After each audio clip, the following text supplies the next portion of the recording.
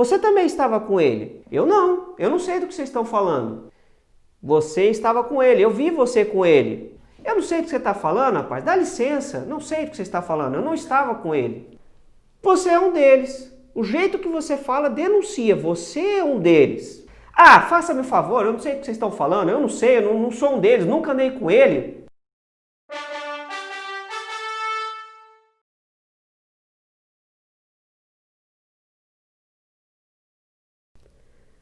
Aposto que você já sabe sobre quem eu vou falar, né? Meu nome é Juliano e eu quero te convidar a estar conosco muito à vontade no Pão em Casa.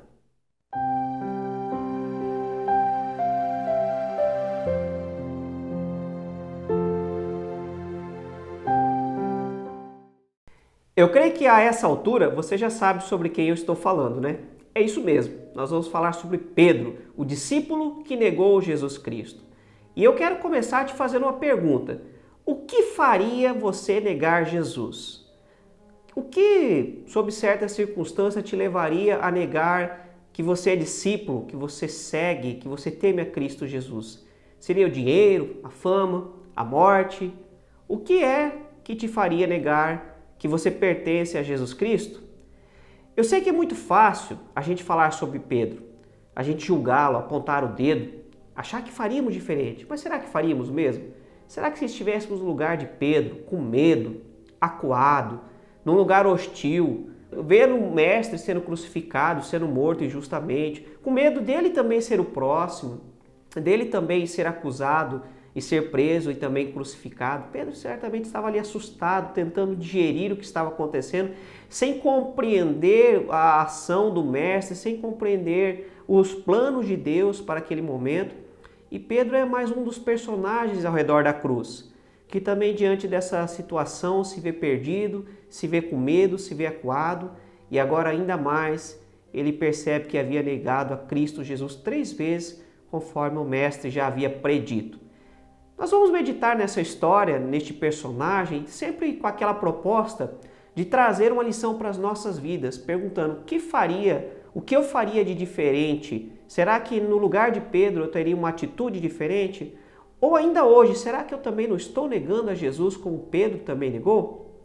Eu quero te convidar então a abrir a sua Bíblia no Evangelho de Mateus, no capítulo 26, nós vamos ler a partir do versículo 69.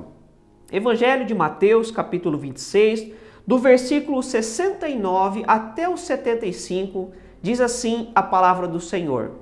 Pedro estava sentado no pátio e uma criada, aproximando-se dele, disse: Você também estava com Jesus, o Galileu. Mas ele o negou diante de todos, dizendo: Não sei do que você está falando. Depois saiu em direção à porta, onde outra criada o viu e disse aos que estavam ali: Este homem estava com Jesus o Nazareno. E ele, jurando, o negou outra vez: Não conheço este homem. Pouco tempo depois, os que estavam por ali chegaram a Pedro e disseram: Certamente você é um deles. O seu modo de falar o denuncia. Aí ele começou a se amaldiçoar e a jurar: Não conheço esse homem. Imediatamente um galo cantou. Então Pedro se lembrou da palavra que Jesus tinha dito: Antes que o galo cante, você me negará 3 vezes. E saindo dali, chorou amargamente. Como nós dissemos então antes da leitura do texto, realmente Pedro estava numa situação muito difícil da vida dele, um momento muito crucial. E eu gosto muito de dizer que a Bíblia ela não é uma novela mexicana, né? Ela não é uma história de coisas perfeitas e de pessoas perfeitas. Ela fala o que realmente aconteceu. E para entendermos o que aconteceu com Pedro, é importante a gente desromantizar a Bíblia e enxergá-la como algo real, como algo verdadeiro, né? E precisamos entender um pouco então do que estava acontecendo. A palavra fala que Jesus havia sido julgado, estava ali aguardando para a sua sentença. E Pedro estava olhando Jesus meio que de longe. E nesse meio tempo, 3 vezes Pedro foi acusado, né? E até eu quero colocar aqui entre aspas bem grande, porque eu também quero ser acusado de ser discípulo de Cristo Jesus. Que nós possamos ser reconhecidos como discípulos de Cristo. E foi o que aconteceu com Pedro. 3 pessoas falaram: Olha, eu vi você com Jesus. E Pedro negou veementemente: numa das passagens, diz até que Pedro ali jurou, que era algo muito sério. O judeu jurar era algo extremamente sério. E nós podemos então perceber ali como Pedro estava com medo, temeroso. O Pedro que era tão impulsivo, que era um homem que achava que tudo se resolvia na força do braço, que em outro texto a palavra diz que foi lá e arrancou a orelha de Malco, né, tentando defender Jesus. Agora Pedro está acuado, com medo, certamente com muitas perguntas na sua mente, uma mente bastante aqui conturbada, afligida, e o inimigo certamente ali no ouvido de Pedro, soprando muitas mentiras. Certamente Pedro estava com medo. Mas para a angústia dele, a palavra fala que se cumpriu a profecia de Cristo Jesus, que de fato, antes que o galo cantasse, ele negaria a Cristo 3 vezes. E aqui fica também uma nota explicativa. Muitos acham que o galo é um galináceo, né? Uma galinha, né? Na verdade, o canto do galo fazia referência à troca da guarda romana.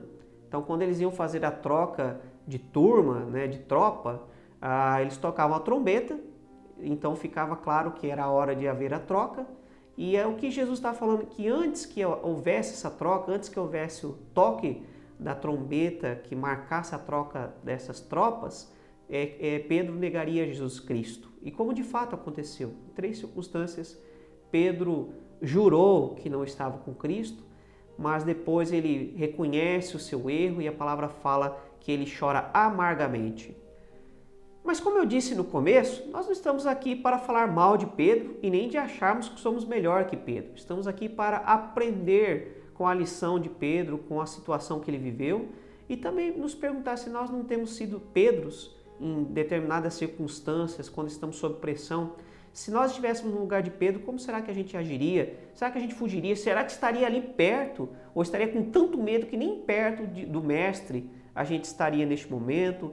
E ainda hoje, será que numa circunstância que nós negamos a Cristo Jesus também? Será que numa circunstâncias que sob pressão a gente está deixando o nosso temor a Deus de lado, colocando os nossos valores, negando mais uma vez a Cristo Jesus? Será que diante de uma multa a gente não está subornando um policial? Será que diante de um imposto grande a gente não está dando um jeitinho? Será que diante de uma verdade que vai nos causar algum tipo de prejuízo a gente não está mentindo? Isso também é negar a Cristo Jesus. E nós vamos aqui então analisar algumas coisas que corroboraram para que Pedro tomasse essa atitude. Qual foi o erro de Pedro que o levou a negar Cristo Jesus? Mas também sempre lembrando que Cristo Jesus, ele não nos despreza, ele não nos rejeita apesar do nosso erro, mas ele nos restaura.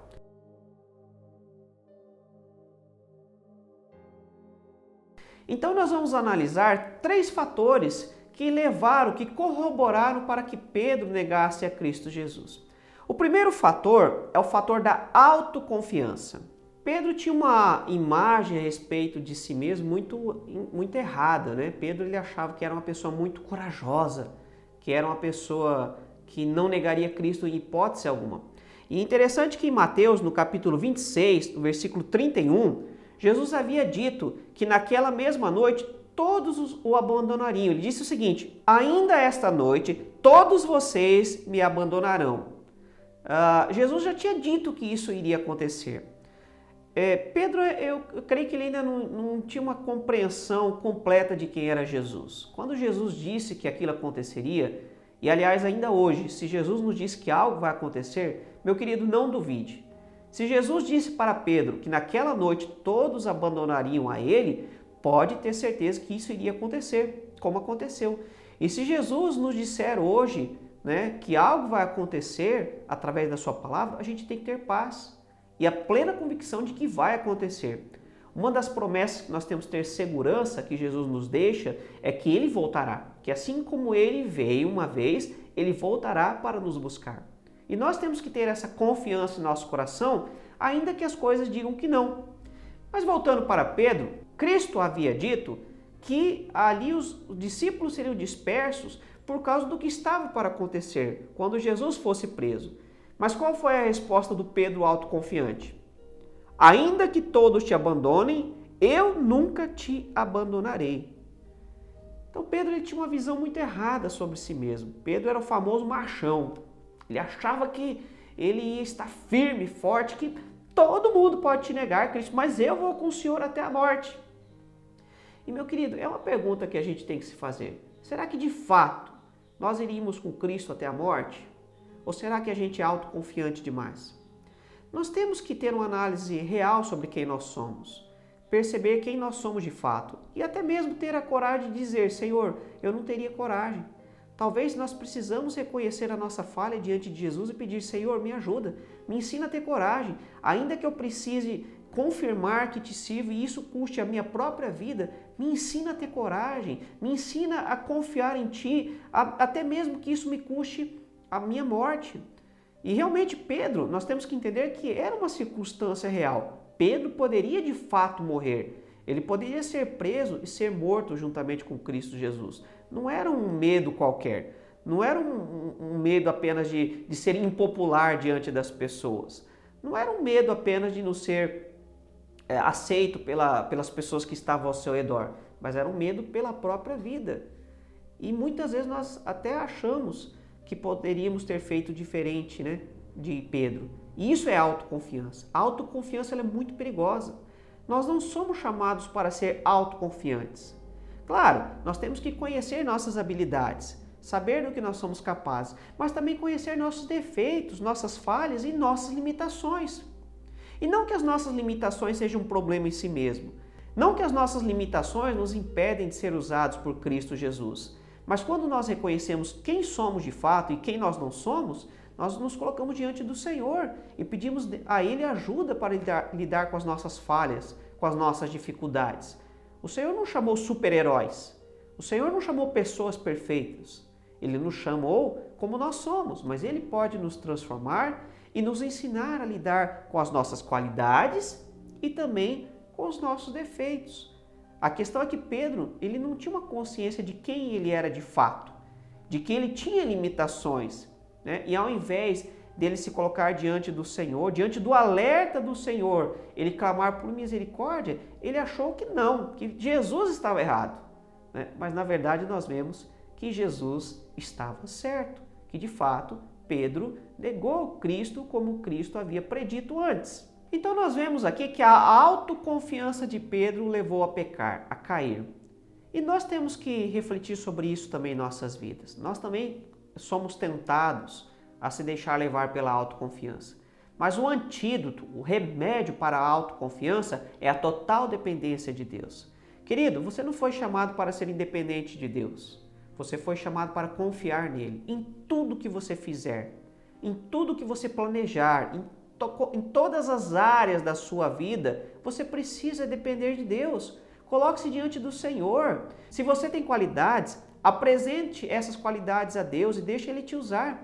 Mas se você tem defeitos, coloque elas diante do Senhor e deixe Deus trabalhar. Não tenha medo de reconhecer suas falhas. Não tenha medo de reconhecer suas dificuldades. Mas deixe que Ele possa te transformar em alguém melhor.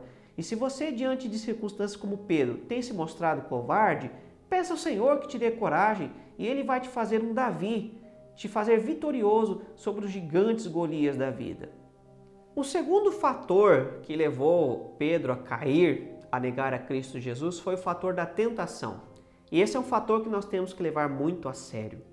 A palavra nos diz, em Lucas capítulo 22, 31, que Jesus já havia dado um sério alerta para Pedro. Ele diz o seguinte: Simão, Simão, Satanás pediu vocês para peneirá-los como trigo.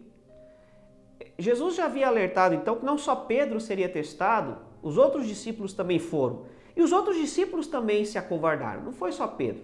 Aqui a palavra fala mais sobre a vida de Pedro, sobre a situação, a experiência de Pedro. Mas a verdade é que todos os discípulos também fugiram, né? E Pedro, eu diria que foi até o mais corajoso, porque foi o que estava mais próximo, mesmo diante do perigo. Apesar de ter negado Cristo Jesus, eu ainda vejo um ato de coragem também na atitude de Pedro. Mas a verdade é que Cristo havia dito que o inimigo iria testá-los. E assim também é na nossa vida. É interessante que, segundo William Mouse, a palavra peneirar tem o sentido de moer, destruir. E era isso que o diabo queria fazer com eles. né, de moê-los, destruí-los, fazer como se faz com o trigo, para depois então o trigo ficar mais fino. Só que o trigo, né, na palavra mostra que muitas vezes nós somos moídos como tratamento de Deus, para que o trigo fique puro. Não era isso que o diabo queria fazer, o diabo queria destruí-los. E de fato o diabo quase conseguiu. A palavra fala que Pedro ficou arrasado, que Pedro ficou completamente decepcionado consigo mesmo. Eu quase que consigo compreender o sentimento de Pedro. Eu não sei quanto a você, mas eu já passei por situações onde eu fiquei completamente decepcionado comigo mesmo. Onde eu fiquei pensando, por que eu fiz isso? Por que eu agi dessa forma? Onde depois bate aquele arrependimento, né? Por que eu agi dessa forma? Eu sabia que não era assim, eu podia ter feito de outro jeito. Eu creio que você também já passou por algo assim. E era o sentimento de Pedro agora.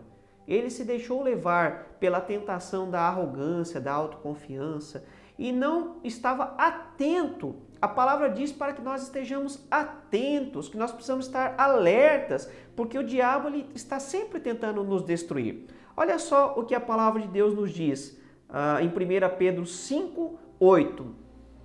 Sejam sóbrios e vigiem. O diabo, o inimigo de vocês, anda ao redor como um leão, rugindo e procurando a quem possa devorar. Também em Mateus capítulo 6, versículo 13, Jesus diz, e não nos deixes cair em tentação. Então nós temos dois avisos aqui, agora o do próprio Pedro, né? Um Pedro já lá à frente, mais maduro, que já havia passado por essa experiência, um Pedro que agora poderia dizer com segurança, olha, cuidado, porque o diabo está rodeando como um leão que fica cercando a sua presa, esperando a hora de atacar e destruir. Nós temos que ter isto sempre muito claro em nossa mente. Essa é a função do diabo, tentar nos destruir. A palavra diz que ele veio para roubar, matar e destruir. Então nós temos que estar alertas. O que Pedro deveria ter feito é o mesmo que nós temos que fazer diante de circunstâncias como essa. Estar atentos, em oração, em jejum, se colocando diante do Senhor, clamando, Pai, tem misericórdia de mim, Jesus, filho de Davi, tem misericórdia de mim, me dá forças para não cair, para resistir, para permanecer firme diante da tentação. E como Cristo já nos ensinou na oração do Pai Nosso, e não nos deixes cair em tentação. Pai querido, tem misericórdia. Diante da tentação, não me deixa cair. Querido, eu preciso te dizer uma coisa nessa hora também, que muitas pessoas não compreendem. A tentação em si, ela não é pecado. Tem pessoas que acham que foram tentadas, já estão em pecado. Não. A tentação é a ação do maligno tentando nos fazer pecar. Agora, o que compete a nós é resistir ao diabo, para que ele fuja de nós, é resistir à tentação. E claro que se nós formos embasados na nossa autoconfiança, nós vamos cair. Por isso nós precisamos depender de Deus, confiar no poder de Deus que nos capacita para resistir à tentação. Então, quando você for tentado, e o diabo sabe qual é a área que você tem mais fraqueza, quando você estiver diante da tentação, clame ao Senhor. Faça como José, foge da tentação. A palavra fala que quando José foi chamado pela mulher de Potifar para entrar em adultério com ele, José saiu correndo. E se for preciso, meu querido, faça literalmente isso. Corra. Se não, espiritualmente, fuja daquilo que te faz ser tentado, daquilo onde você tem fraquezas. Clame ao Senhor, coloque-se diante do Senhor e Ele vai te dar poder para resistir à tentação. Talvez você seja tentado numa área que eu não sou, mas nós somos tentados em diferentes circunstâncias. Talvez a sua tentação seja na área sexual, talvez seja na área do dinheiro, talvez seja na área da arrogância, talvez seja na área da fama, talvez seja em outras áreas dos vícios, não sei. Mas o diabo, ele vai tentar te pegar onde você tem mais fraqueza. E uma pessoa madura, um crente maduro, não é uma pessoa que acha que vai aguentar sempre, mas é uma pessoa que sabe que tem fraquezas e diante da tentação, clama ao Senhor, confia nele e ele o livra. O terceiro fator que nós vemos que levou Pedro a cair e a negar Cristo Jesus diante daquela circunstância, da cena do julgamento e que logo viria o sacrifício de Cristo Jesus pelas nossas vidas, a cena da cruz, foi o fator ambiente. E nós precisamos compreender que Pedro estava num ambiente realmente difícil, era um ambiente hostil. Pedro não estava em segurança. Pedro ele foi denunciado 3 vezes. E ele podia ser preso como Cristo Jesus, por seguir a Cristo. Ali era um momento de perseguição, como a gente diz, de caça às bruxas, né? E ali Pedro também estava numa situação de perigo, ele não estava entre os discípulos, ele não estava ali se sentindo mais protegido pelo mestre, como quando ele passou aqueles 3 anos e meio caminhando com Cristo Jesus, sendo ensinado, sendo discipulado. O mestre estava distante dele ali agora. Ele não tinha aquela sensação de que Cristo estaria ali para ajudá-lo, embora nós sabemos que Cristo nunca nos abandona, né? E muitas vezes também nós nos sentimos assim. Às vezes nós nos sentimos em ambientes como Davi diz em Salmo 23, no vale da sombra da morte, como se estivéssemos completamente sozinhos, abandonados. E talvez há momentos que essa sensação é tão terrível que as palavras de Cristo são as mesmas nossas. Deus meu, por que me abandonaste? Por que me desamparaste? Cristo se sentiu desamparado naquele momento na cruz, né? E se Cristo sentiu isso, quem dirá Pedro? Quem dirá nós? Então, realmente, o ambiente, a situação que Pedro estava vivendo não era uma situação qualquer. Era uma situação limite, era uma situação difícil, era uma situação bastante grave e que, infelizmente, diante do ambiente, Pedro sucumbiu. E não só isso, mas Pedro também foi influenciado pelas pessoas que estavam ao seu redor.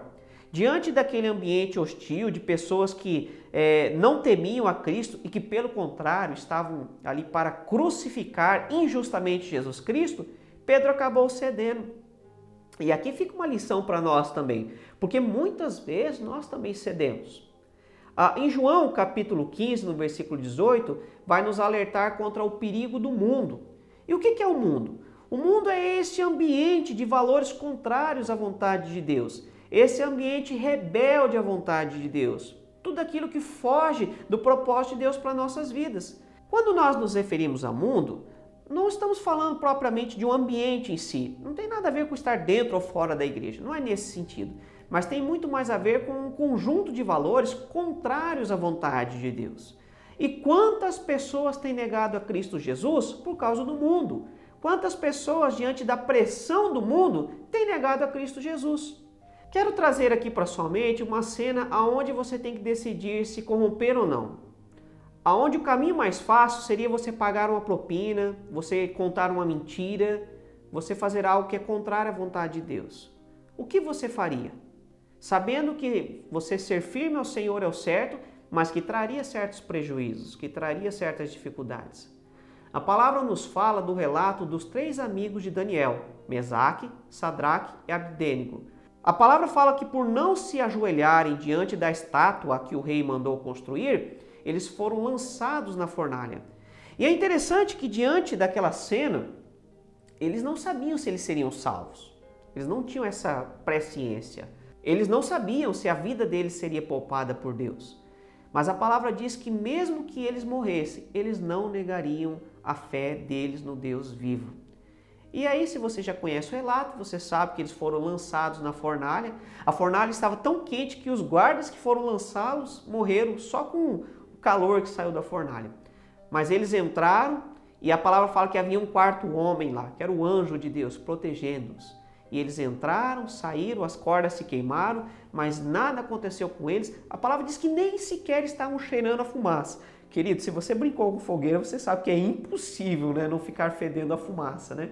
Mas ali foi algo tão perfeito que nem isso aconteceu. Diante de circunstâncias como essa, nós não sabemos se a nossa vida será poupada. Mas não é essa a questão. A questão é que nós precisamos estar preparados, firmes e não cedermos ao ambiente. Sabe as rodinhas de amizade? Não, é só uma tragadinha, não vai fazer mal não. Não vai te causar nenhum prejuízo não, é só uma mentirinha branca, né?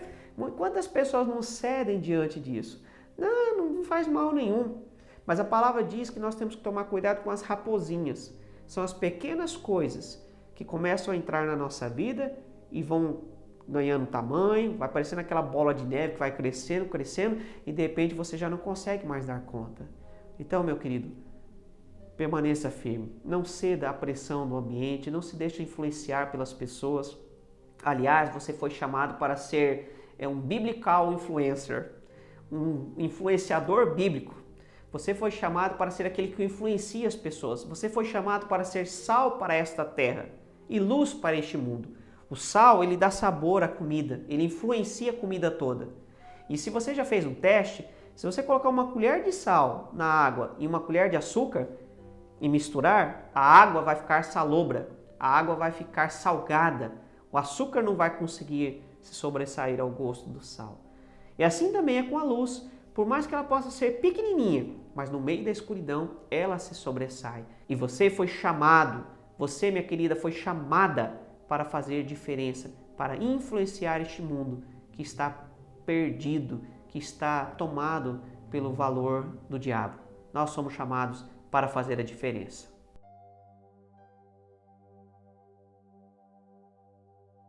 Mas diante disso tudo, querido, a cena realmente é desanimadora, né? Pedro estava se sentindo assim. Mas como eu te disse na primeira vez, o pecado não é a última sentença na vida daqueles que se colocam diante do Senhor. E nós vemos que Pedro, embora ali tinha reconhecido seu pecado, estava entristecido, crendo que Cristo o rejeitaria, mas nós vemos que depois que Cristo ressurgiu, ele foi restaurar Pedro. Então nós vemos a restauração de Pedro. E assim é conosco também. A palavra de Deus nos diz que ele não rejeita o pavio que fumega. O que é o pavio que fumega? Você não deve mais saber o que é isso, né? Se você é da nova geração. Mas os mais antigos usavam lamparina. E o pavio, com o tempo, ele vai se estragando. E quando ele começa a fumegar, ou seja, a soltar fumaça preta, ele já não serve mais, ele precisava ser trocado. Você permanecia com a lamparina, mas trocava o pavio. E o que a palavra de Deus nos diz é que Deus não rejeita o pavio que fumega e nem a cana quebrada, nem o pedaço de madeira que seria usado para fazer uma flauta, que não serve quando está quebrada, mas Deus não rejeita, Ele nos restaura. E talvez você, hoje, que está me ouvindo, que está ouvindo esta palavra, assistindo a este estudo, você talvez está entristecido, amargurado, achando que Deus te rejeitou por causa de um pecado, ou até mesmo porque você está afastado de Deus, porque você está desviado dos caminhos do Senhor, e talvez você está preso por aquele discurso do eu não tenho mais jeito, a minha vida já não tem mais solução. E eu te digo que essa é uma mentira do diabo. Sempre há solução desde que você se arrependa, desde que você se coloque diante do Senhor. Ele não te rejeita. Jesus não rejeitou Pedro e também não vai te rejeitar. Mas a primeira coisa que precisa haver em nossa vida, então, para que haja um tratar genuíno de Deus, é o arrependimento. Se você assistiu a mensagem anterior sobre Judas, você vai ver aqui a diferença enorme que existiu entre Pedro e Judas. Judas também se sentiu tomado pela consciência pesada, em perceber o pecado que havia cometido. Mas Judas, ele não se arrependeu, ele só sentiu remorso. Era só um sentimento de culpa, não de mudança. E Pedro aqui estava realmente tomado pelo sentimento de culpa. A palavra fala em Lucas, capítulo 22, versículo 61, que quando Pedro negou a Cristo pela terceira vez, o Senhor voltou-se e olhou diretamente para Pedro. Imagina essa cena, querido. Se coloca no lugar de Pedro. Eu acho que eu ia querer morrer nessa hora. Eu queria me esconder, fugir, né? Ia querer que os montes caíssem sobre mim de vergonha. O mestre olhando. Eu não vejo o Cristo olhando para ele com um olhar de julgamento do tipo, viu? Falei que ia acontecer? Eu não disse? Eu não creio que esse era o olhar do mestre. Mas eu creio que era um olhar de compaixão, porque Jesus certamente estava enxergando no olhar de Pedro o coração dele. A tristeza, a amargura, o desespero de perceber que ele havia negado o mestre a quem ele amava, a quem ele havia jurado segui-lo até a morte se fosse preciso. Eu consigo imaginar o que Pedro estava sentindo. Não consigo sentir o que ele estava sentindo, mas é possível imaginar. E eu te convido a se colocar nessa situação também. E talvez você passou ou está vivendo uma situação semelhante, aonde você está arrependido, aonde você está entristecido, aonde você está desanimado e talvez até mesmo acreditando na mentira do diabo de que você não tem mais jeito, que não há mais solução. Talvez você adulterou e está vendo o seu casamento se desmanchar. Talvez você pecou por consumir demais e agora está vendo a sua empresa indo à falência ou a sua família. Talvez você pecou por ser exigente demais com seus filhos ou com suas filhas e agora você perdeu a amizade deles e não sabe mais o que fazer e talvez ache que não tem mais jeito. Mas a palavra de Deus nos diz que o Senhor é perito em restaurar, que o Senhor está disposto em restaurar aqueles que se arrependem. A palavra nos mostra que depois que a ficha de Pedro caiu, ele chorou e chorou amargamente. E foi um fato tão marcante que os 3 evangelhos, Mateus, Marcos e Lucas, relataram o choro de Pedro. E é interessante que a palavra usada para o choro dele é uma palavra grega chamada klaio, que na verdade é uma referência a uma lamentação como sinal de dor e aflição por algo significativo, como aqueles que choram pelo morto. O dicionário Strong diz isso, que é a dor que Pedro estava sentindo, a palavra usada para descrever a dor de Pedro era aquela dor que sentimos quando alguém morre, quando a gente percebe que não tem mais jeito, que acabou, né? Esses dias nós passamos por uma perda de um irmão na fé muito querido e nós podemos ali perceber a tristeza dos parentes, dos amigos, dos irmãos na fé, por perceber que agora só poderemos rever esse irmão quando estivermos novamente com Cristo Jesus, todos reunidos no lar celeste. Mas a dor da saudade, né, é terrível. A dor da perda momentânea é terrível. E era isso que Pedro estava sentindo. Para ele é como se ele estivesse morrendo. É como se a sentença de morte havia sido dada. Eu acho que Pedro aqui estava crendo que ele seria rejeitado por Cristo. Não tem mais jeito, Cristo não vai mais me aceitar, eu estou fora, joguei tudo fora, 3 anos e meio diante do Mestre, eu quero baixão, quero corajoso, e agora? Talvez era isso que estava no coração de Pedro, talvez seja isso que está no seu coração, mas eu quero te dizer que Deus não rejeita, Ele restaura. E olha que depois que Pedro foi restaurado por Cristo Jesus, como Pedro foi transformado, né? Aquele Pedro que era covarde, medroso e que se disfarçava diante de uma aparente coragem, aí Pedro foi tratado por Cristo e se tornou de fato alguém corajoso, alguém que foi até a morte por amor do Evangelho de Cristo Jesus. A tradição diz que Pedro foi morto crucificado também, mas que diante da cena da crucificação, Pedro não se julgava digno de ser crucificado como Cristo e pediu que fosse crucificado de cabeça para baixo. Um Pedro que fugiu da cruz, da morte, e agora nós vemos um Pedro que foi até a morte de cruz por amor ao Mestre. Que transformação que Cristo fez na vida dele, e é esta que ele também pode e quer fazer na sua vida, mas você precisa começar pelo arrependimento. Mas eu quero te deixar as palavras de Mateus capítulo 5, versículo 4, onde Jesus diz o seguinte: bem-aventurados os que choram, pois serão consolados. Essa é a certeza que aqueles que choram, mesmo que hoje você possa chorar amargamente, a palavra diz que o Senhor está ao seu lado para te consolar e te dizer que Ele te ama, Ele te aceita e Ele não te rejeita jamais. E finalmente, irmãos, diante da restauração de Pedro, o que fica mais evidente aqui era o cuidado de Cristo Jesus. O cuidado de Jesus para com os seus discípulos, especialmente para com Pedro. A palavra fala que quando Jesus ressuscitou, o anjo apareceu às mulheres em Marcos capítulo 16, versículo 7, e ele diz as seguintes palavras: vão e digam aos discípulos dele e a Pedro, ele está indo adiante de vocês para a Galileia.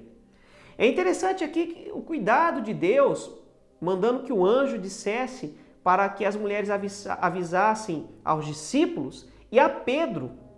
Por que não só aos discípulos, já que Pedro também era o discípulo? Porque Deus tinha que tratar o coração de Pedro em especial. Pedro foi o mais afetado diante daquela circunstância. Embora todos haviam negado a Jesus, mas Pedro foi o que sentiu mais isso. Pedro estava destruído, se sentindo desanimado. A palavra fala que diante dessa circunstância, ele estava tão desanimado que ele havia decidido desistir de tudo, dizendo: vou pescar. Pedro estava disposto a voltar a ser pescador de peixes, mas Cristo o havia chamado para ser pescador de homens. E o que o anjo disse? Que era para eles voltarem para a Galileia. Por que a Galileia? Porque foi na Galileia onde tudo começou. Foi na Galileia que Pedro foi chamado.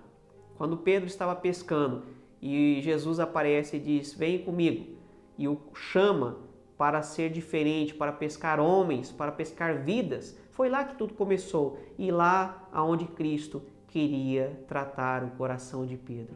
Olha só que coisa fantástica, os detalhes de Cristo Jesus para trabalhar o coração daquele discípulo desanimado, desmotivado, até mesmo crendo que não tinha mais jeito.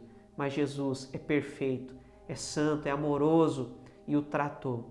E a palavra nos mostra então que Pedro precisou voltar para o início, para a Galileia, onde Cristo queria então trabalhar o coração e restaurar a vida de Pedro, restaurar a missão que ele havia dado a Pedro de conquistar vidas para Cristo. Em João capítulo 21, versículo 15, a palavra nos diz que Cristo faz a famosa pergunta para Pedro: Simão, filho de João, você me ama realmente mais do que estes? Que significativa a pergunta de Cristo. Jesus estava perguntando que não só se ele amava, mas se amava mais do que os outros. E é interessante que nas duas perguntas anteriores, a resposta de Pedro era: Senhor, eu gosto de você. Era aquele amor mais superficial, um carinho, mas não era um amor profundo. Mas o que Jesus estava perguntando é: Pedro, você me ama de forma profunda, mais do que os outros, como você acha que ama, como você disse que me amava? E na terceira vez, Pedro então entende a pergunta de Cristo. E aqui a gente vê até um Pedro aqui mais humilde, cabisbaixo. Eu até posso imaginar a cena, Pedro dizendo: Senhor, o Senhor sabe, o Senhor conhece o meu coração. Aqui não era mais aquele Pedro pungente, aquele Pedro rápido de resposta, né? Aquele Pedro que não pensava, já fazia.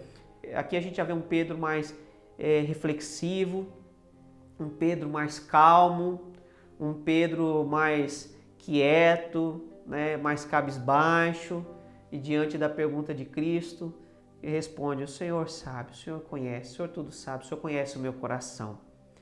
E é interessante, é significativo que assim como Pedro negou a Cristo 3 vezes o mestre também pergunta: Pedro, você me ama? Você me ama mais do que estes? Você me ama com todo o seu coração, com toda a sua alma, com todo o seu interior, com todo o seu entendimento? E é esse amor que Deus quer de nós também. Querido, Deus não te chama para gostar dele. Jesus não te chamou para ter simpatia com ele como a maioria tinha. A palavra fala que quando a coisa apertava, quando a situação ficava feia, muitos abandonavam, muitos saíam. Mas aqueles que o amavam, aqueles que amavam a Cristo Jesus permaneceram.